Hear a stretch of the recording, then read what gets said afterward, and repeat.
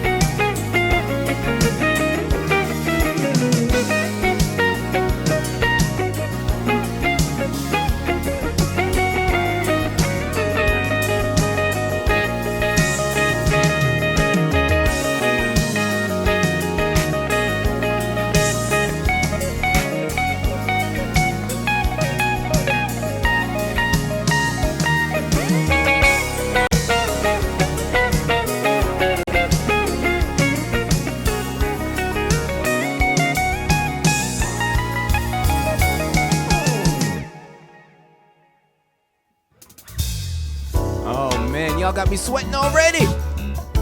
In honor of Michael Lington dropping in today, this is the song he played on my very first record. It's called While You Were Dreaming. And I wrote it, dreamt it, and then wrote it the next day. So it's a tune that's pretty special to me. Hope you enjoy.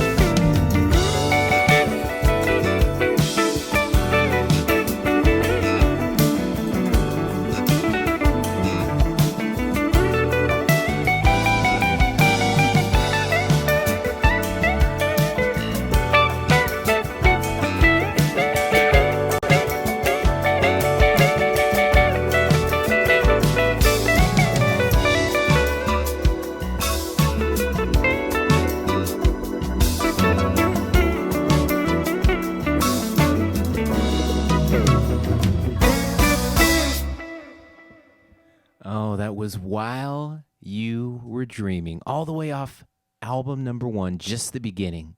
Well, ladies and gentlemen, I've got a very special treat for you. As I mentioned, I've got 2 brand new songs we've never performed before, and the first one involves my lovely lady Cat. We're getting an early shot of the Cat cam. Let me bring her in. There she is. Wow, Cat, you are looking lovely today. Let me turn my microphone on. Yes, you always got to turn your mic on. I know. Well, you know what? I came in and I started writing down comments that I was seeing, so I wasn't paying attention to the microphone. Sorry.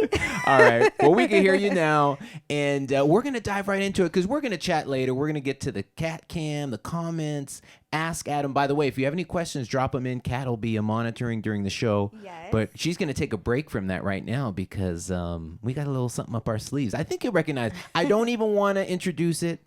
You're going to recognize it. We put this together today, so check it out.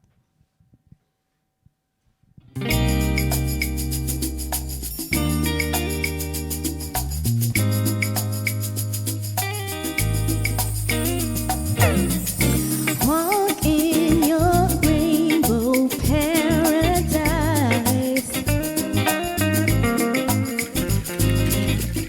Strawberry lipstick state of mind. I get so lost inside your eyes.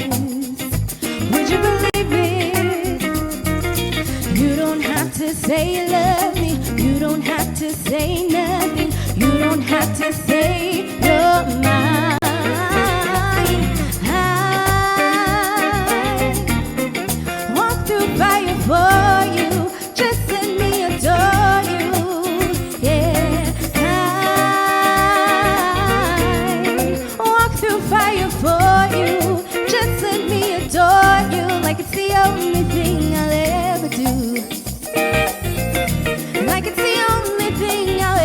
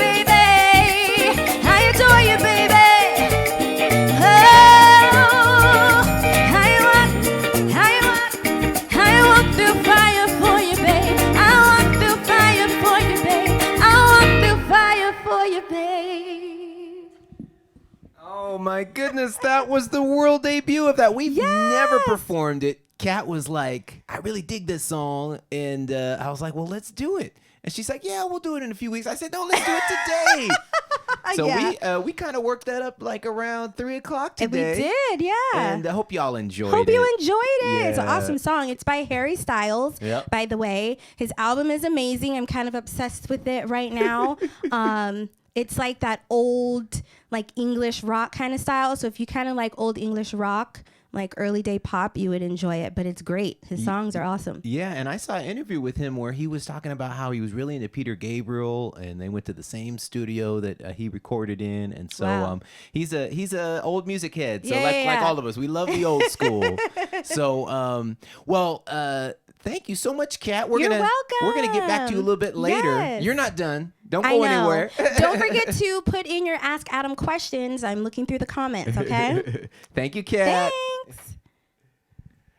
We are having fun already. This is just such a blast with you guys every Monday. And by the way, huge shout out to all of the people out there that have been supporting. If you want to be a help to the show, we made it real easy for you. You can just click on the links. They're in the description of this post. PayPal, Venmo, Cash App. You guys have just been so incredible.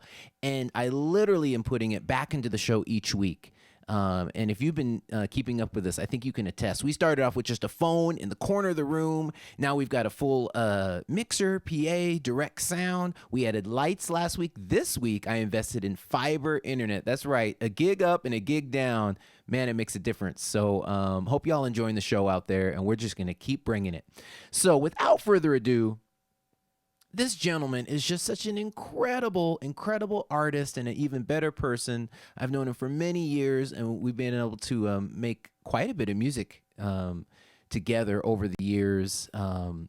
So many albums, so many hit singles, and also toured with some legends like Randy Crawford, Michael Bolton. So I really want you guys to just enjoy this next segment here, this interview with the incredible and the one and only Michael Lington.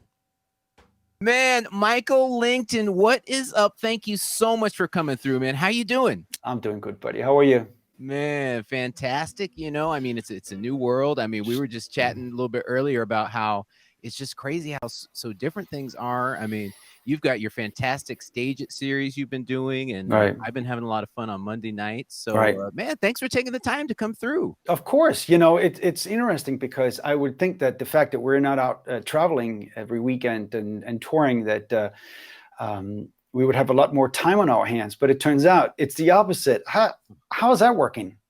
Man, it is wild. It is busier than ever, you know, doing these shows. And then I've been having a lot of fun producing. Everyone's at home. They're not on the road. So they have time to finally work on their music. So I'm sure you're running around. By the way, you got a little one that just popped up. So I'm sure you're, you know, staying busy with that. So, man, how's that been? Well, it's been, I mean, it's such a blessing, you know, it's a wonderful thing. But every day he throws you a curveball, you know, because it's like, you think you got his schedule right. And then he changes it up on you the next day, whether it's his eating or sleeping or just what he's doing. And so it's been an interesting time, you know, also having our young daughter, 4.5, being home from school. We do have a nanny that, thank God, is helping us out because Carrie's working from home. I'm working from home, and we obviously need the time to be able to do all of these things. But it is busy. I mean, very, very busy. Yeah. Yeah. Well, one of the things I've been having a lot of fun doing with my guests is getting a little bit of backstory. Now, you're a legend. You've been on the scene for decades, but just in case there's a few people out there that don't know the backstory, you're from Denmark. Right. Tell us a little bit about how you just got started with the saxophone, being all the way over there in Europe and getting interested in this music. First of all, I have to say legend may be a bit of a stretch, Adam, but I appreciate it. But in my book, man. Take it. Yeah. So I grew up in Copenhagen, Denmark, and you know, I met a drummer named Mark Schulman, who is a fantastic drummer. Do you know Mark? I know of him. Yeah. You know, I've been fortunate to hear the story before, but yeah, please let them. Yeah. So you know, Mark back in the late 80s was touring with Richard Marx. And we met by chance, really by chance. It's one of those things, walking down the street, he's sitting at a cafe with somebody I happened to know that was working for the promoter. And I think it was 18 or 19 at the time. And she says, Michael, come over here. I want you to meet Mark. And we ended up talking. And it was so funny because he was sitting, Mark is from Oregon originally, but lived in Los Angeles. But he was sitting in a jean jacket with a cowboy hat and jeans on. I mean, he looked like he was from Oklahoma, Texas or something like that. But so they said, well, he's playing drums with Richard Marx. And I'm like, really? Okay. All right. But it was true. He invited me to the concert, and it was actually, I remember it was a double bill with Stevie Nicks and Richard Marx. It was great. And I was like, wow, this is just unbelievable. So, 18 years old and all the energy in the world, I said, Mark, I really want to come to America. And he said, well, I got 6 months left on the tour. So if you're still interested after then, come on over. Wow. 6 months goes by. I call him. He's back home in Los Angeles. I call him and he's like, who is this? I said, we met Michael, the concert, the thing. Yeah. He goes, well, I gave notice of my apartment. I sold my car and I'm coming. He goes, okay, well, I said, so he invited me over and stay on his couch for a couple of weeks. And, and it was really sort of a very interesting thing. And I didn't know at the time, but a couple of days in, this was September 1990, by the way, a couple of days in, he says, well, a buddy of mine that used to tour with Richard as well, who now is doing his first solo record, is having a record release party at his house in Encino. His name is Dave Koss, I should say, and I want you to meet him. And so I went up and I met Dave like literally after I'd been here 2 days in Los Angeles, September 1990. Isn't that crazy? And, Dave and I are now, very, very, very good friends, long-term, friends. Yeah. So it's all very interesting how it all works out, Very interesting. I had a lot of fun going through your. You have an extensive Wikipedia page, let me tell you. And man, I knew about some of these. Some of them I didn't. Bobby Caldwell, Randy Crawford, Michael Bolton. I mean that's a mouthful right there. But how was that experience working? Well, I mean, they were all different experiences. So let's start with Bobby Caldwell. So I took over from Boney James in Caldwell's band, and actually also in Randy Crawford's band, because Boney had made his first album, and he wanted to go and tour on his own, and get started. So he left Caldwell's band first, and that's when I got the weirdest thing. There was Bobby's music director at the time, Talek Ollestad, a wonderful harmonica player, keyboard player, now lives in Holland. I actually met him. We jammed together. Really? Yes. Oh, he's unbelievable. So much fun. What a talent, man. I know, he's wonderful. So Talek used to be Bobby's music director, and I remember one New Year's Eve we were both playing a casual at New Year's Eve party at Spago in Beverly Hills. And after the night was over, he says, hey, man, I think that Bobby would really love your thing. Do you mind if do you have a tape of some sort? And I'm literally talking about tape, a cassette tape, Yeah. And with some stuff on, I can give it to Bobby. And sure. And next thing I know, Bobby called me. And eventually there was no audition. He just, it's a kind of a funny story, because he told me later on why he chose me, because I know he was considering a few different guys. And I remember he had a guy come down to my house with some of his music, and he said, he's going to bring you some of my music, and you listen to it, and then I'm going to call you. We'll talk about it. So I listened to it, and of course, Bobby, how great is he? And I the whole style, and it was just, for me, it was a perfect fit, at least in my mind. So he called me and he said, so what do you think? I said, Bobby, this is so wonderful. This is great. He goes, he says, well, why should I hire you? I said, in a very broken accent, Bobby, I'm your man. And I didn't know why I said that, but he said, oh, wow. All right, well, I'll call you back. And then 2 days later, he called me and says, you got it, kid.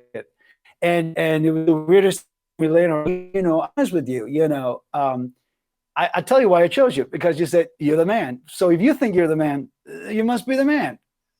Yeah. Isn't that crazy? I mean, it was not a calculated thing. I said it was just something that came out of my mouth, you know. And so anyway, I ended up touring with Bobby for 4 years as a sax player, and I got my first record deal from touring with him, and so we did. My first hit was actually a duet with him called "Tell It Like It Is" back in 1997.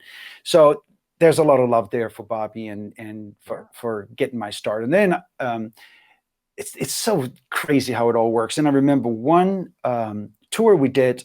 I was still in Bobby's band. We did a double bill with Randy Crawford, did theaters in Florida, just like 1 week or something like that. Yeah. And Randy's manager, Barry Gross, came to me one time. He says, so who are you and what's going on with you? And he said, well, you know, I just got a record deal. I just made my first album. He goes, well, you have a manager? I said, no. He goes, well, you do now. I'm going to be your manager. So that was that. And then it was kind of an interesting transition. Bobby stopped doing the R&B show and went into more of a big band kind of thing. And so his R&B band changed at that time. This was like 1998. And so my manager at the time, Barry, said, well, here's what we're going to do. You're going to come out and play with Randy Crawford, and then you're going to open for her as well. And we'll use the same band. And we're going to do that all over the world. And I said, that sounds great to me. Yeah. You know, so that was another situation. Then going into the Michael, I mean, there's stories forever about everything, as you know too, Adam. Yeah. But the Michael Bolton thing was an interesting thing. So he had had the same band for almost 20 years, and he decided he wanted a change. So I was brought in by Ricky Minor. Who thought, because Michael needed somebody to take over the show in the middle of the show, so he can relax a little bit and take a wardrobe change, because he goes from the classic Bolton to the rock and roll Bolton, you know. So he wanted a little bit of a reset, and he starts singing the next set of songs out in the audience, and that was a whole thing. So Ricky Minor thought it would be a great idea for me to come in and play some of his songs that has sax on it, you know. He had a long relationship with Kenny G, so there was Georgia and Soul Provider and You Don't Know Me, and so I would play these songs with him, and then I'll do a little mini set in the middle of his show. So I wasn't technically his opening act. I guess I was his intermission. Yeah, I don't know. I don't know, but I was hired for 6 weeks because I had my own shows. Yeah. So I couldn't do any more than 6 weeks. I had shows of my own. And after 6 weeks, I said, you know, Michael, this has been great. He goes, what are you talking about? I'm like, I have my own shows. I got, you know, I remember the first show I had was at Aliante in Las Vegas, you know. Okay. And he says, you're not leaving. I'm like, yeah, but I got my own shows.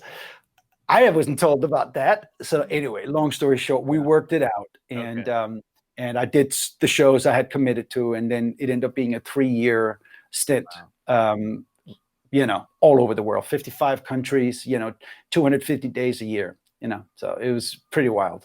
Man. And then on top of that, you know, just an incredibly acclaimed solo career, 11 records, 25 chart-topping tunes. I was really interested, though. I always want to ask you, and actually this will be informative for myself because I haven't had a chance to get to know. You made a couple records that were Memphis themed. I was always curious about that. What led you to do that?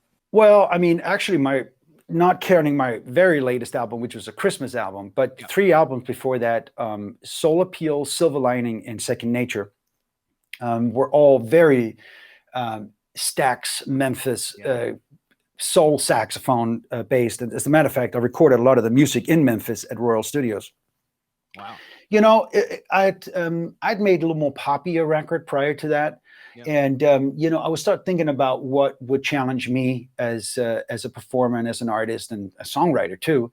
And so the idea was to actually, at a Michael Bolton show backstage, I met Barry Eastman, who is a wonderful producer and songwriter, very, you know, acclaimed both in the R&B world and pop world. I mean, Billy Ocean and Anita Baker and all of that great stuff.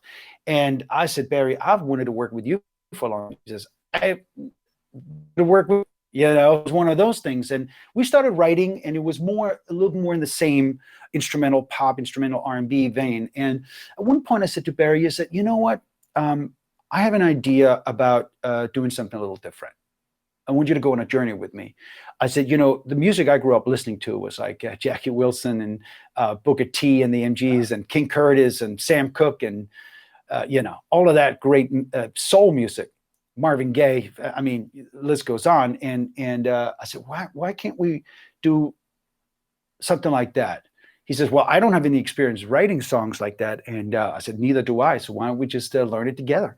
Yeah. So it was quite a process. It wasn't until like tune number 5, we go, that's it. And that was a tune called Taking Off from Soul Appeal, which ended up being a single for me. But that's when we knew, it was like, that's the sound. That's what we're going for. And then it became a little easier. But it's really just very simple R&B music. So how do you make something out of that? It doesn't have necessarily a regular verse, pre-chorus, chorus structure, more like an A, a B section. So it was a completely different thing. Yeah. And then we knew that these tunes could only come alive by going into the studio and recording it live, including myself. There has to be some type of magic synergy, because otherwise there really wasn't much there. Does that make sense? And I had the good fortune of this last Christmas. I was an artist on Kirk Whalen's Christmas tour. Yes. I played Memphis, and right. I went to the Stax Museum, and so you talk about cutting live, being there in the room. It's like you can feel it right there. Right, the magic that happens when you're all together. Right, and the other major studio in Memphis is Royal Studios, where Al Green recorded all his records, and as a matter of fact, Al's producer, he's passed away, but his son still runs Royal Studios. Wow. And Boom Mitchell, his name was Willie Mitchell. He's the guy that found Al Green and produced all his records out of that studio. And so we went there and recorded. We did do some stuff at Sunset Sound as well here in Los Angeles, but we went and recorded a lot of the stuff in Memphis using some of the old Stax people, including the arrangers. Leslie Snell, who was a staff musician and arranger for Stax, I think from 66 to 71, did all the Isaac Hayes stuff. I mean, you name it, horn section, string arrangement. I mean, he's a fantastic piano player. 2 of the 3 brothers that played with Al Green, we recorded with Leroy Hodges and Charles Hodges.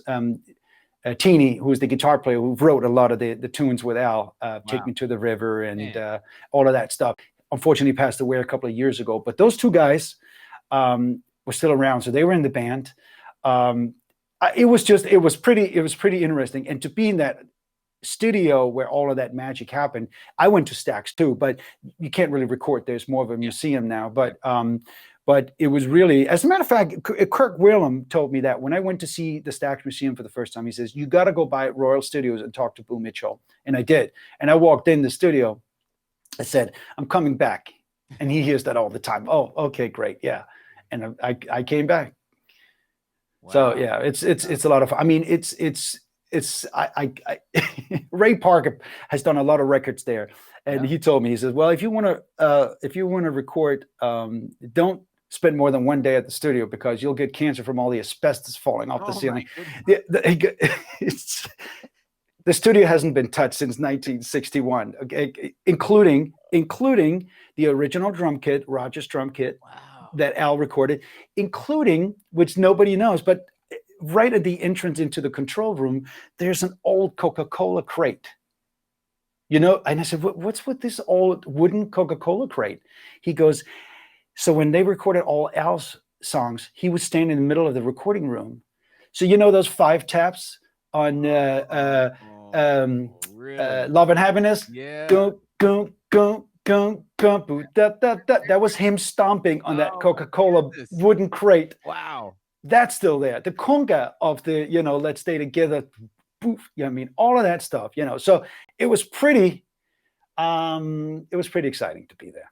Man. Yeah. Wow. Wow, such history, really Yeah. incredible. But one of the beautiful things about this genre is just the friendship and Yeah. the support. And you were so nice enough, man, when you hit me up for that tune, you were like, "Hey, man, I got you," on your next thing. Yeah. That leads us to this next tune, man. I appreciate you so much, man. You killed this track on my new record. It's called 99 and Counting. And man, really appreciate you jumping in, man. Nice Of course, man. of course, man. You make great music. You're a great guy. I'm proud to say you were for a very short time. You were my guitar player in my band. Oh man, it was a blast. Yeah, man. and you always added such a beautiful element, and so thank you.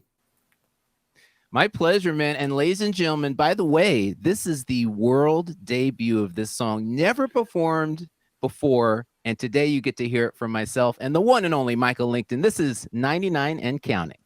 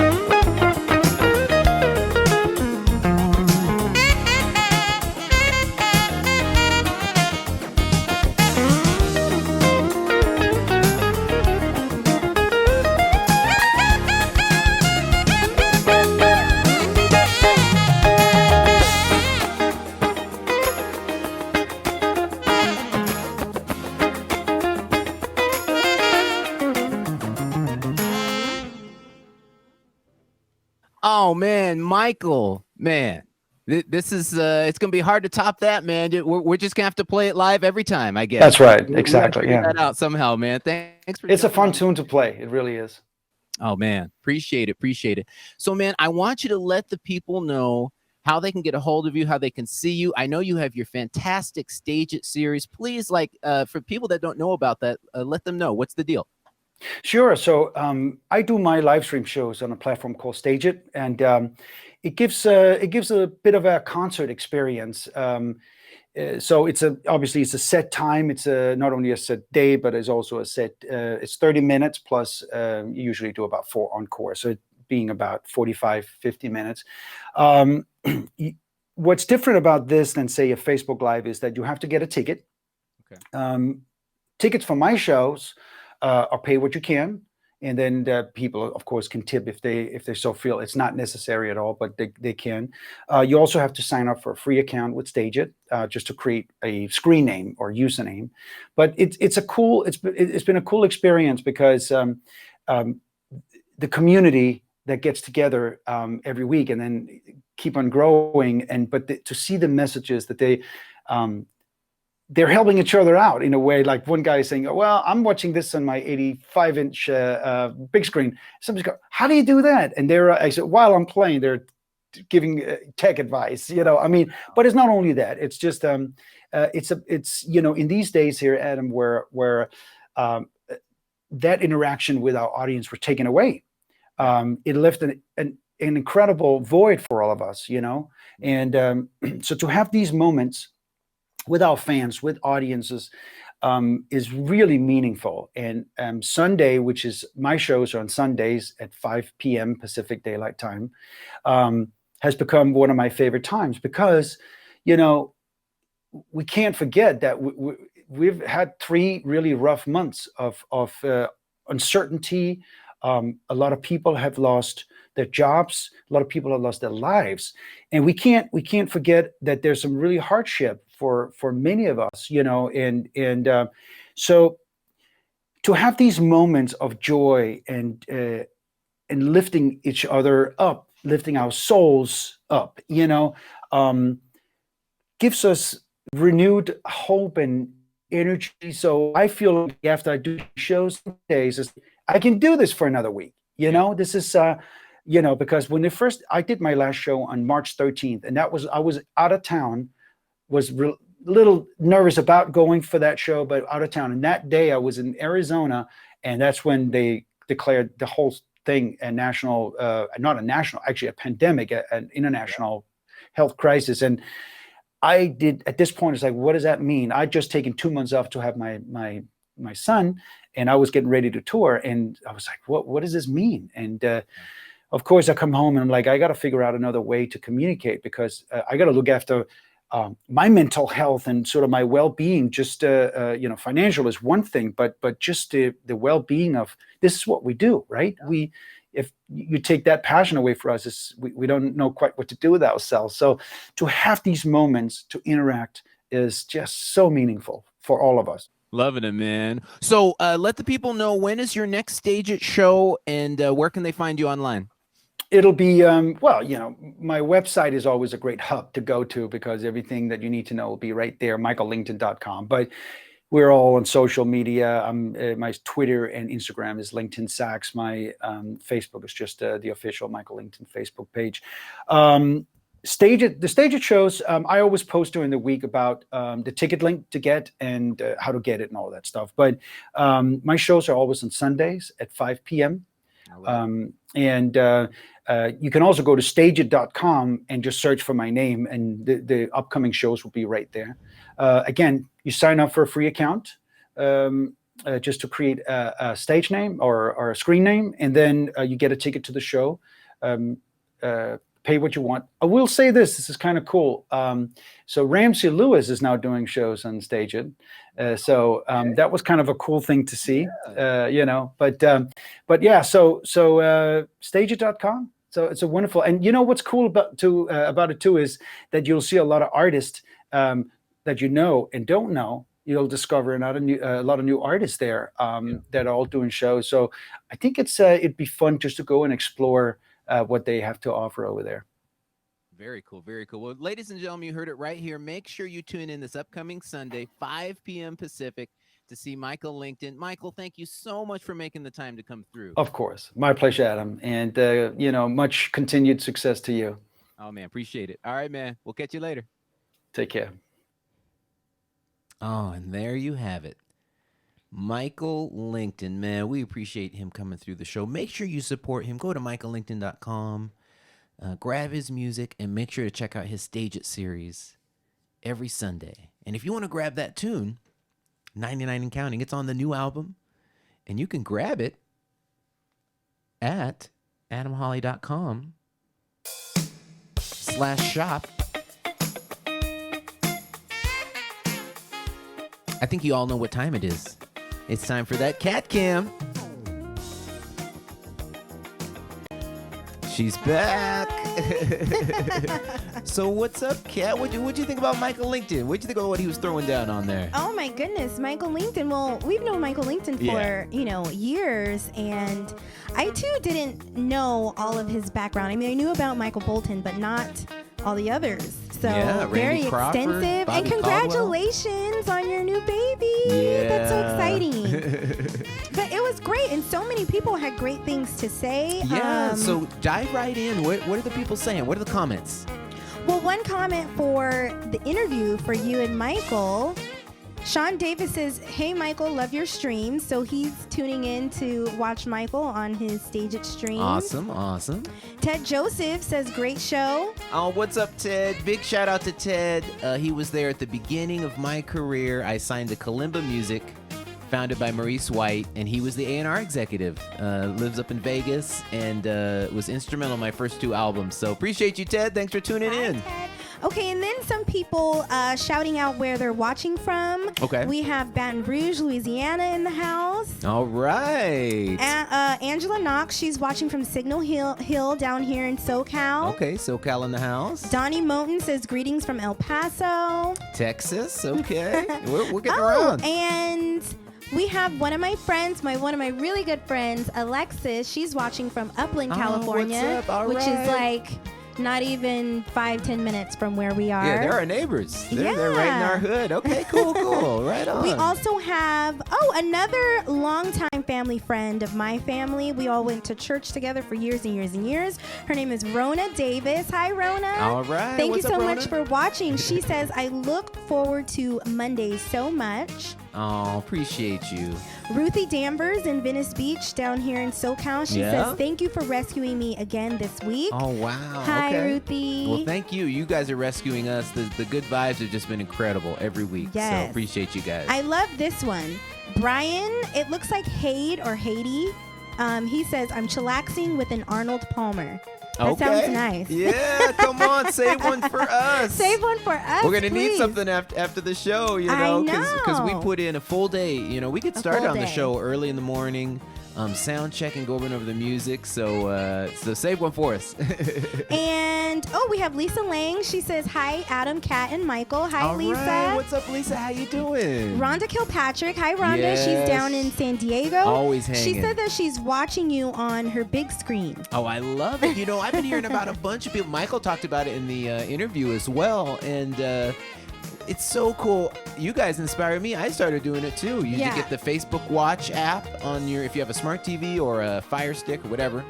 And it's so cool. You can see it on the big screen, plug it into your home entertainment system. It's pretty awesome. And someone just popped up, David Barrett. He said he's watching from Syracuse, New York. Oh, Hi, wow. what's Okay, up, New what's York? up? I All saw right. Cecil Ramirez watching. Hi, Cecil. Make sure you check out his show. Every Sunday, fantastic streaming show. Cecil. Kathy McGrath. She says hello. Hi, Kathy. All right, Kathy, what's up? Let's see. I think that's everybody that I got. Oh, and a lot of people commented on you and Michael's interview, saying that they so enjoyed you two together, and they remember both of you from the Baltic Dave Cox That's cruise. right. Oh, that was an incredible cruise. Yeah. So, and I think we would still be cruising right now if if it weren't for everything getting shut I down. know. So we're hoping to get back out there next year, and but that was so much fun. That Baltic cruise was I really great. know. And I had to point out there were a few people, more than 3, I think, that said, I thought for sure. Well, first of all, Darren Moore said, I thought for sure Kat was going to cut your hair. Oh, right. Someone else said, hey, you kept Adam's curls. Oh, that was Cheryl Walters. She said, if any of you weren't watching last week, that I brought that up, that Kat was like, we need to cut your hair. And then, so now we got everyone chiming in, either don't do it or, I'm getting most of the votes. Most people are saying keep it, which is what I was thinking. So sorry, Kat. No. Sorry, Kat. You got it. You gotta go with the go with the people. Go with the people. Oh, but goodness. we debuted a new segment last week, Ask Adam, and we had quite a few questions pop up. But it's really taking on. Yeah. I saw a bunch throughout the week, and even more pop up during this episode. So let's get right to it.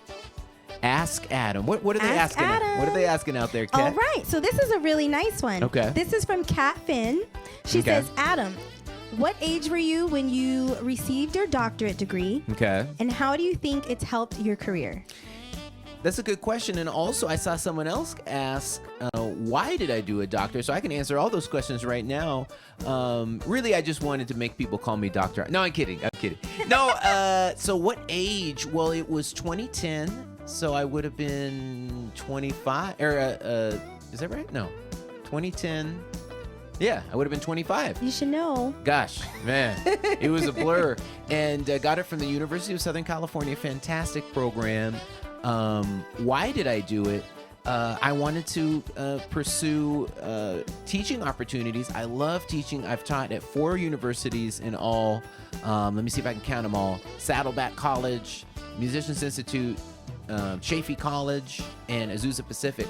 And so it's been so much fun. I do it on a part-time basis, as you can imagine, because I'm touring all over the world. But it's been a lot. It's been a blast, and that's the main thing. It's been super helpful for my career as an educator, and also just the network at USC is incredible. The players that have gone there: Paul Jackson Jr., Lee Ritenour, a host of other incredible guitar players. You may not know their name, but you know who they play with, like Tara Cacconi, Andy Abad. And many of my peers, they helped me get started with my career. Shout out to Richard Smith, Pat Kelly. I can't name them all. It would take the whole show. But really incredible network there. So it's been huge. Awesome. We have Leon Lee. Hi, Leon. Okay, what's and up, Willie. Leon? Okay. She says, when writing your songs, which instrument do you hear and write the music for first? That's a great question, too. Now, surprisingly, you may think because I'm a guitarist, it'd be the guitar, but it's actually the keyboard. You see the keyboard back here. Piano was my first instrument, so that's part of it. But also, piano is just a great instrument to write on. You've got everything there. You can play the bass, and you can play the chords all at once. And the music that I play that I really enjoy is very much R&B and gospel based, which is all, kind of originates on the piano. So a lot of times I start on the piano, make a groove, and then go from there and put the melody on it. Thank you so much for your question, All Leon. right. So we have Althea McMillan. Okay. She says, in all the shows and people you've played with, what has been your favorite? Oh my goodness. That is a hard question. Well, it's easy to come up with the one for myself because last August I had the good fortune of doing my show at the Hollywood Bowl. Probably most of you know about that venue. If you don't, it's a fantastic venue that is in Hollywood and seats, 16,000 people. It's an outdoor amphitheater, and it's just a gorgeous venue. So that was a dream come true to play there. I would say, in terms of as a support or as a guitarist playing for somebody else, I think playing on American Idol was a dream come true. I'd always wanted to do one of those TV gigs. I was filling in, and I filled in for a couple weeks back in, I think, 2015. So that's really high on the list, definitely, is playing on American Idol for sure. Aw.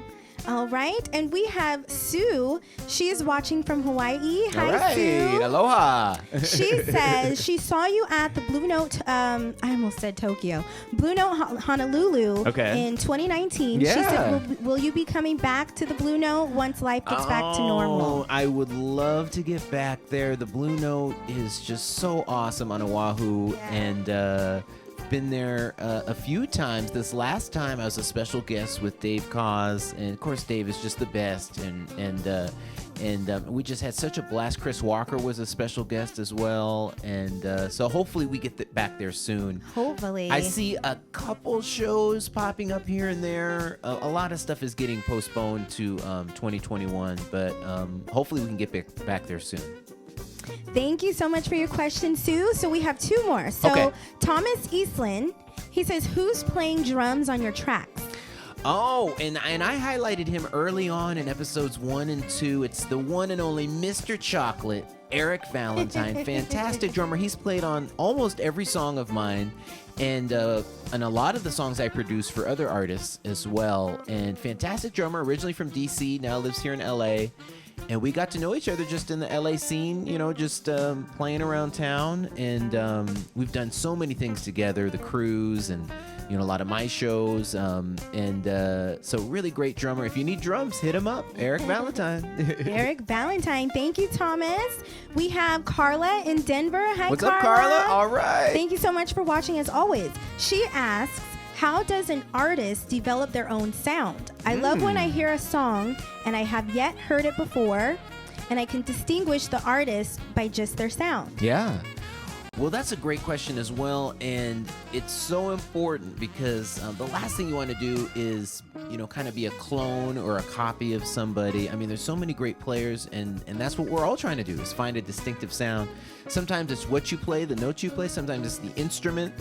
One thing I did to kind of try to set myself apart is a lot of guitarists play a large hollow body guitar, much thicker than what I'm playing. And of course, George Benson was very famous for this, and Wes Montgomery, and a lot of guitar players. So I thought, okay, that's already been done. What is something I can do different? And so I started playing what's called a semi-hollow body. It's hollow, but it's got also a block going through it. So it's kind of a mixture of a hollow body and a more of a solid body, like a Les Paul. I know I'm getting into some guitar kind of nerdery, but that's one thing that makes my sound a little bit different. And I also just try to come up with my own melodies, my own licks. Obviously, I spent a lot of time learning from the greats like Wes and George, but I'm always trying to find that unique sound. So hopefully that answers your question. Yes, and so those were our questions for Ask Adam. Thank you guys so much. All right. Well, that was week 2. That was pretty cool. We're getting to some cool stuff for Ask Adam. So, ladies and gentlemen, give Kat a hand. She's been doing extra duty today. Ask Adam comments and that wonderful rendition of Adore. So appreciate you, Kat. Thanks for coming through. Guys. All right. And it's around that time I get to let you know about what's going on next week. We have a very special episode for the 3rd week of June. We're going to hang out and celebrate my lovely wife and mine 12th anniversary. And we've got a lot in store. We've got some throwback pictures that you're going to really, really find humorous. We're going to do some music. We're going to debut some more new songs, so it's going to be a lot of fun. Make sure you tune in next Monday, 7 p.m. Pacific, 10 p.m. Eastern, celebrating our 12th wedding anniversary. And we've been together 15 years, so it's been quite a ride. And also, just real quick, want to show you what's coming up the rest of the month. So we had Jasmine Gent last week. If you missed it, it's on my Facebook. Go back and check it out. That was episode 9. Michael today with episode 10. Adam and Kat next week. And we finish up the month with the incredible Blake Aaron, fantastic guitarist. And finally, fantastic saxophonist Phil Denny, all the way from Lansing, Michigan. So we got a lot of fun in store for you guys for the rest of this month. So make sure you tune in. But we got to get back to the music, right? Let's get back to the music. I've got a couple people to wish happy birthday to. Patty Blackwell and Allison Fader.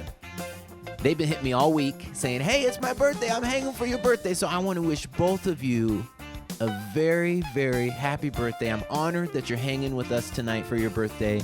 And I got a tune for you guys. This is another one I've never played before, and I prepared this earlier today.